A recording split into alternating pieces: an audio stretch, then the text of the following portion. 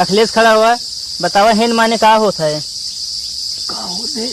मुर्गी। तेज जोश बोल। मुर्गी। गुरुजी मिर्गी।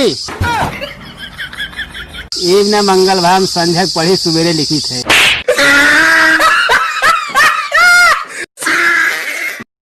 भैया रे, देखो हम पब्लिक के 2 मिनट में दीवाना बनावो तनी। कैसे रे? देख ना।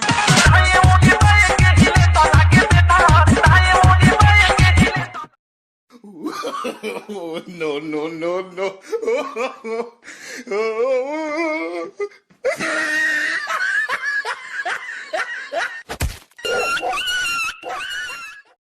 खून में तेरे गर्मी, गर्मी में तेरा खून, ऊपर सूरज नीचे धरती, बीच में मई और जून, है भगवान।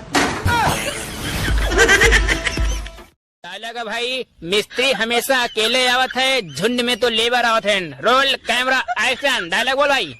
डायलॉग बोल। झुंड में तो मिस्त्री आवत है, लेबर हमेशा अकेले आवत है।